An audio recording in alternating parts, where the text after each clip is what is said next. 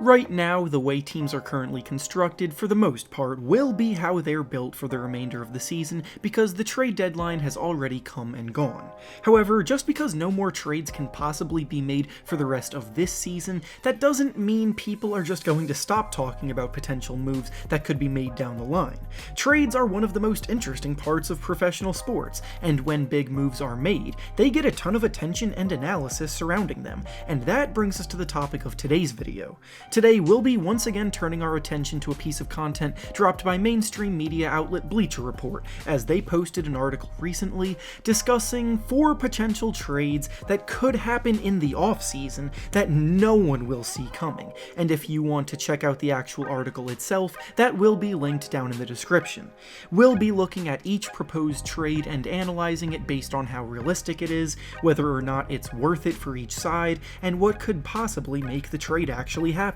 Before we start though, it turns out about 65% of you watching right now aren't even subscribed to the channel, so please, if you enjoy the content, consider hitting the subscribe button, as not only does it help out a ton, but I would also very much appreciate it. Now with that being said, let's begin. The first proposed trade is between the Atlanta Hawks and the Chicago Bulls, and in the deal, the Bulls ship out Kobe White, and in exchange, the Hawks give up Cam Reddish and 2 second-round picks. The intention with this trade is to hopefully set these 2 promising yet disappointing young players up for success by giving them a change of scenery as the team around them seems to be blossoming with or without them. The Hawks have several capable and productive wing players that come playoff time will likely be trusted more than Reddish due to his inefficiency and inconsistency, and the Bulls just went out and acquired all-star Nikola Vucevic, so him now playing alongside Zach LaVine leaves much less need for a shot-creating, score-first point guard like Kobe White. The Hawks' offense has been incredibly dynamic and tough to stop when led by Trae Young, but as has been the case pretty much for Young's entire career, the team's offense plummets when he goes to the bench. They need another guard that can bolster the offense in the minutes that Trae Young sits,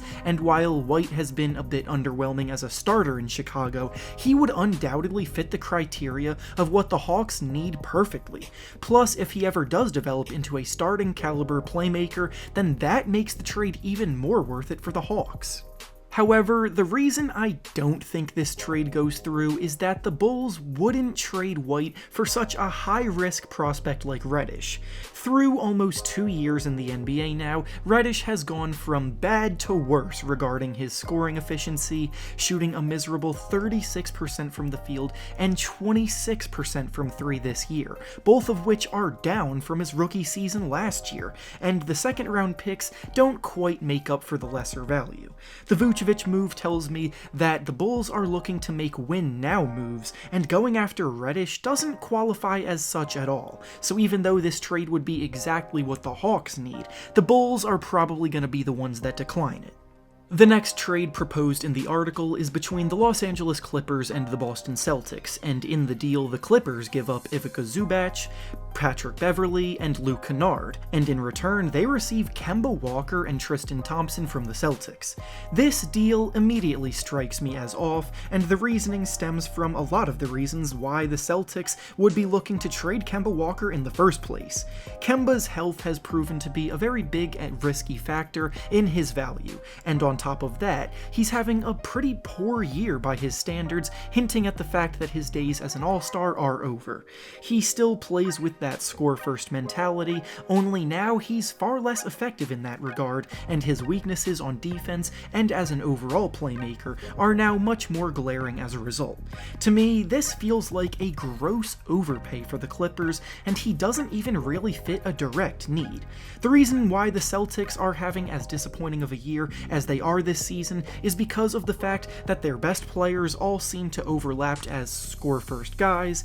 they lack depth, and their interior presence is lackluster. For the Clippers to give up that much for a package centered around Kemba, they would be basically just embracing all of the Celtics' weaknesses by weakening their defense, throwing another ball-dominant player alongside Kawhi Leonard and Paul George, and shipping out a lot of their depth. The Clippers just went out and acquired Rajon Rondo, who is still under contract for next season, and with Rondo's history as a fantastic playoff performer, he fits much better into what the Clippers need from their point guard spot, where they have desperately needed playmaking, and if he does end up having another strong playoff performance this year, then I don't see any way that the Clippers even entertain a trade like this. The next trade proposed in the article is between the Golden State Warriors and the Charlotte Hornets, and in this deal, the Warriors trade away James Wiseman and Andrew Wiggins for Gordon Hayward and PJ Washington. At the start of the season, that Wiseman-Wiggins trade package was supposedly supposed to land them another star to put alongside Steph Curry,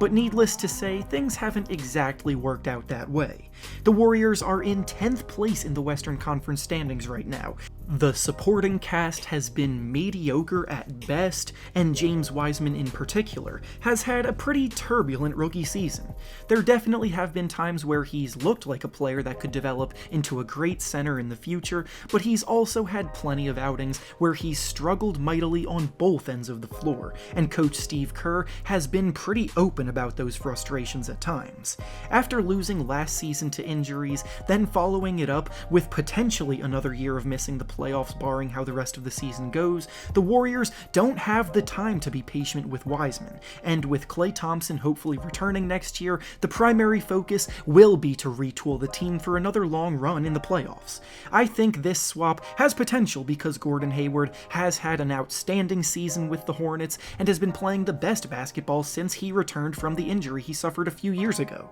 Adding him and the underrated youngster PJ Washington to the Warriors would definitely help immediately, and in Charlotte, Wiseman could be a pretty intriguing prospect to pair with LaMelo Ball for the future. And finally, the last trade we'll be discussing from the article is between the New Orleans Pelicans and the Minnesota Timberwolves, and in this blockbuster deal, Karl-Anthony Towns and Ricky Rubio are on the move in exchange for Steven Adams, Jackson Hayes, Eric Bledsoe, Kira Lewis, and 3 first-round picks. It has been reported that Towns could be available to be traded this summer, but the Wolves will not trade him for anything less than a king's ransom. 3 first-round picks seem to be about an accurate amount of draft capital needed in a deal, but I don't think any of the players in this trade really would intrigue the Timberwolves much at all, and in the end, I just highly doubt it's enough to sway them into giving up Towns, especially because other teams in the league will be able to top this offer. Towns is one of the most versatile and offensively proficient big men the league has seen in a long time, and the Wolves have not given up on building around him by any means. In order to actually get them to ship him out, they would more than likely need to include a top-tier player in the deal as well, and if the Pelicans aren't willing to offer that, then this trade pretty much has no chance of happening. And with that being said, that's all I have for you today. Make sure to like the video, subscribe to the channel, and comment down below what you think about the trades proposed in the article that we analyzed today. Thanks for watching, and I'll see you all next time.